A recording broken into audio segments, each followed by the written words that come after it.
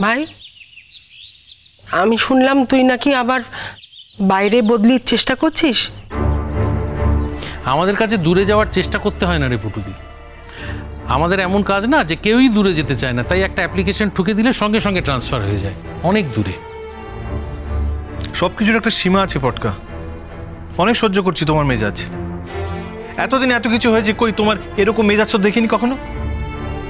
এতদিন ধরে এরকম ঘটনা তো এ বাড়িতে কখনো ঘটেনি রিজু। হয়েছে কি এরকম কিছু? আচ্ছা, এখন মাথা গরম করো না, রাগারাগি না করে কি করণীয় সেটা বলো না। যে ফিরতে চায় না তাকে তুমি জোর করে কি করে ফেরাবে, আমি তো সেটাই বুঝতে পারছি না। আমি এতদিন ধরে ইউনিভার্সিটির অফারটা নিচ্ছিলাম না, যেহেতু গুনগুন ভর্তি হয়েছে ইউনিভার্সিটিতে, আমি অফারটা নিলাম। ভিসি স্যারকে জানালাম যে আমি ওখানে পড়াবো। বাবা, ধন্য হয়ে গেলাম ভাবিন, তোর এই সিদ্ধান্তে ধন্য হয়ে গেলাম। তা ভালোই তো হলো। তুই ওখানে চাকরি নিবি, আবার যাতায়াতের পথে ওখানে তোদের দুজনের দেখা সাক্ষাৎ হবে, আবার নতুন করে একটা প্রেমও হয়ে যেতে পারে। সেটাই ভালো। ওকে হাতে পায়ে ধরে বাড়িতে ডেকে আনার কোনো দরকার নেই। কেন এই কথা? তুমি কি তামাশা করছো আমার সাথে? না না না, আমি তোর কাকা হই না সম্পর্কে। তোর সাথে কি আমার তামাশা করার সম্পর্ক নাকি?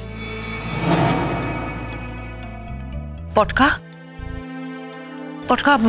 আমি যদি গুনগুনকে একবার ফোন করে বলি যে আমি খুব অসুস্থ, শেষবারের মতো ওকে একবার দেখতে যাই, তাহলে ও আসবে না? বারবার মেয়েটাকে এক্সপ্লয়েট করো কেন মিষ্টি? মেয়েটা সরলতার সহজতার সুযোগ নিয়ে ওকে এক্সপ্লয়েট করবে, বলবে অসুস্থ, তারপরে এসে তো দেখবে তুমি কমপ্লিটলি সুস্থ। তখন তো আবার চলে যাবে, তখন আটকাতে পারবে ওকে? আজ আমি তোমার কাছে খুব খারাপ হয়ে গিয়েছি পটকা, কিন্তু এই তুমি একদিন আমার সব কথাতেই কত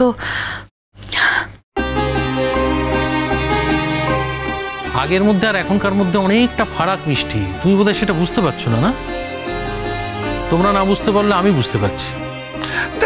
কাজের কথা বলবি তো, তখন থেকে সমস্ত একে গুনগুনকে ছাড়ায় বাড়িটাতে আমি টিকতে পারছি না। ও খালি মনে হচ্ছে ছুটে গিয়ে মেয়েটাকে নিয়ে আসে, না হলে ঘুমন্ত অবস্থায় ঘুমন্ত মেয়েটাকে জাপটে ধরে তুলে নিয়ে এ বাড়িতে চলে আসে। ভাল লাগছে না আমার ওকে ছাড়া। আচ্ছা বলছি, আমাদের সকলের কথা ও পারবে উপেক্ষা করতে? তোরা সকলে মিলে যখন মেয়েটাকে অপমান করেছিলি তখন তো বেশ সহ্য করে নিয়েছিল, তাহলে আজকে তোদের কথা উপেক্ষা কেন করতে পারবে না? এই পটকা, তুই কি চাস না যে মেয়েটা এ বাড়িতে ফিরে আসুক?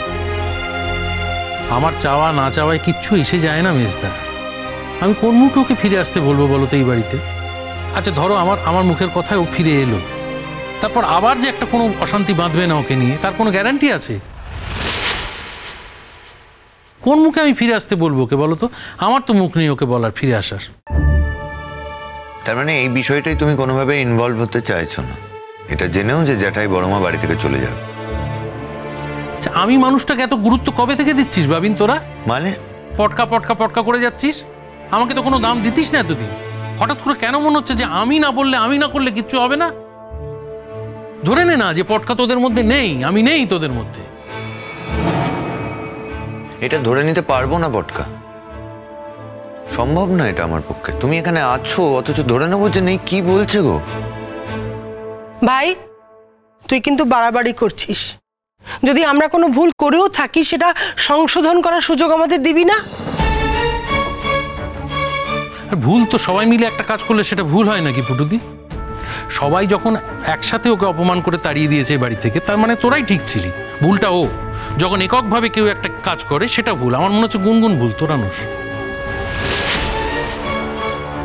ঠিক আছে, সবকিছু যখন আমার জন্যই হয়েছে তখন আমি গুনগুনকে ফিরিয়ে আনবো। আমি যেভাবেই পারি গুনগুনকে এই বাড়িতে ফিরিয়ে আনবই।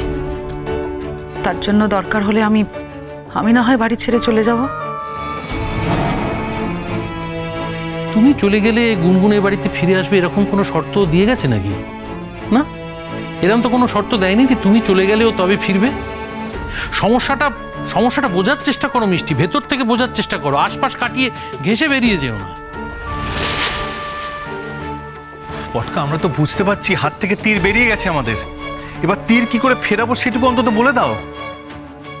আমি কালই গিয়ে ওর বাচ্চাকে ওর কাছে দিয়ে আসবো। এরপরও ও যা পারে পারুক, না পারে না পারুক, আমি দেখতে যাব না। ও বাচ্চাকে খাওয়ালে খাওয়াবে, না খাওয়ালে না খাওয়াবে, ওকে ওকে ফেলে চলে যাক। আমার বাচ্চাকে নিয়ে ও কাছে রাখ, যা পারে করুক। আমি সত্যি বলছি পটকা, আমি আর দেখতে যাব না। এসব করে কোনো লাভ হবে না মিষ্টি। এসব করে ওর জীবনটাকে স্ক্যাটার করার চেষ্টা করছো কেন তোমরা? শুনছো তো, লেখাপড়া করে একটা নতুন জীবন যাপন করার চেষ্টা করছে। সেই জীবনে এতগুলোই বাচ্চার দায়িত্ব দিয়ে মানে কি ওকে কনসোলেশন প্রাইজ দিতে চাইছো তোমরা? সান্ত্বনা পুরস্কার? পটকা পটকা আমাদের তো একটা সিদ্ধান্তে আসতে হবে না। এভাবে রাগারাগি করে সবকিছু ভেস্তে দিয়ে তো কোনো লাভ নেই। এটা তো করা যায় না। সুকলন্দা, আমি সবকিছু ভেস্তে দিচ্ছি না, আমার হাতে কিছু নেই। তুমি অন্তত এরকম ভেবো না আমাকে।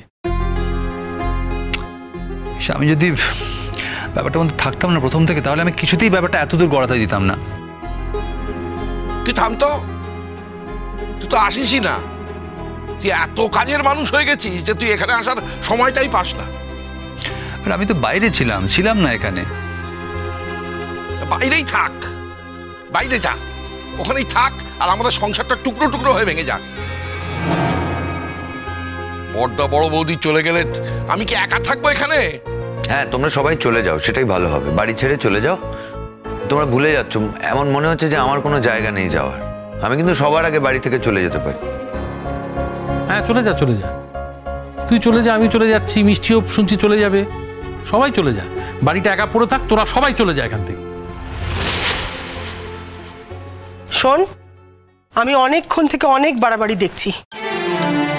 বলতো কোনো সমাধানে আসবি কি আসবি না? আমার কাছে কোনো সমাধান নেই পুটুদি। রিজু, তোর কাছে কোনো সমাধান আছে? আচ্ছা, আজকে আমাদের ওই ছেলে মেয়েগুলো এলো না কেন? রূপাঞ্জন, চিনি, হ্যাঁ, ওরা এলেও তো কিছু বলতে পারতো। কি বলবে ওরা বাইরে থেকে এসে?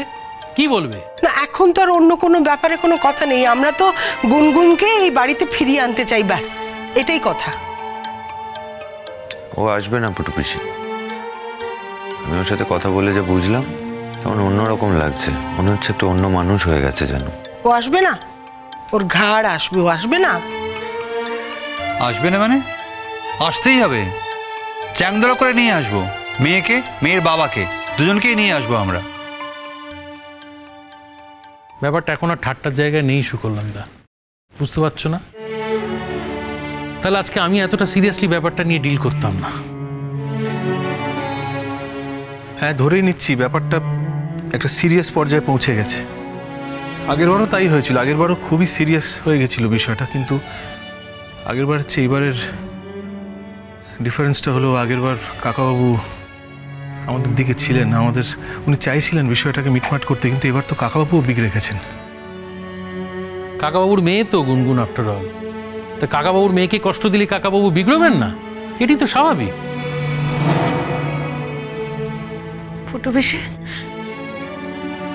ও ফুটু পিসি, আমার জন্যই তো সব হয়েছে বলো।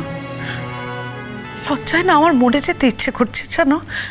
ভাবছি কি করে গুনগুনের কাছে মুখ দেখাবো, আমি বুঝতে পারছি না। আমি ওকে একটা ফোন করবো আজকে, আমি ওর কাছে ক্ষমা চাইবো। হ্যাঁ, দেখি না ও কি বলে। মিষ্টি, ও যদি তোমার ফোন না ধরে? না ধরলে না ধরবে, কি করবো বলো? বাই চান্স যদি ফোনটা ধরে তাহলে কথা হবে। বাবিনের ফোন তো ধরেছিল, হ্যাঁ, আমার ফোনও ধরবে। ধরেছিল, ওইটুকু দয়া করেছে আমার উপর। না না, একটা প্ল্যান করতেই হবে। এসব বাজে কথা বলে লাভ নেই। মেয়েটাকে যেমন করি হোক এ বাড়িতে ফিরিয়ে আনতে হবে। আমি কথা বলবো ওর বাবার সঙ্গে। না, আমি তো বুঝতে পারছি না কৌশিকের এত জেদ কিসের, যে বলছে মেয়েটাকে ফিরতে দেবে না। আরে বাবা, একটা ভুলভ্রান্তি হয়ে গেছে, তাই বলে একটা সম্পর্ককে এইভাবে ভেঙে দিতে হবে? আমি গেছিলাম ভিসির চেম্বারে, তো ও আর ওর ড্যাডি গেছিল, দেখা হলো। অ্যাজ ইফ চিনতেই পারছে না, কথাই বললো না। তুই বলেছিলি কথা? আরে আমি কি করে কথা বলবো, আমি তো অ্যাকনলেজই করেনি। তুই অ্যাকনলেজ করেছিলি? সেই জায়গাটা আমার ছিল না, তুমি বুঝতে পারছো না ওখানকার পরিস্থিতি। আমি ওখানে গিয়ে জানতে পারলাম যে ভিসি স্যার আর কৌশিকবাবু নাকি বন্ধু। অনেক রকম আলোচনা করছিলেন ওখানে বসে বসে। গুনগুন আমায় অ্যাকনলেজ করেনি, উপরন্তু ভিসি স্যার তো পরিচয় করিয়ে দিলেন। কি বলতাম আমি? আমার সামনে ওরা আলোচনা করছে মেয়ের বিয়েটা টিকলো না, হ্যান ত্যান। বোঝাই যাচ্ছে যে পাবলিকলি যখন বলছে তার মানে এই বিয়েটা ওরা চায় না যে টিকুক। কি এম্বারেসিং! আমি কি করতাম? চলে এলাম। কি এম্বারাসিং তো অনেক কিছুই ভাবিন। তোর কাছে ওই ঘটনাটা এম্বারেসিং, গুনগুনের কাছে এই এতগুলো মানুষ যে ওকে অপমান করলো, ওকে বার করে দিল বাড়ি থেকে, সেটা এম্বারেসিং। এক একজনের কাছে এক একটা জিনিস এম্বারেসিং। সব দিকটা বোঝার চেষ্টা কর।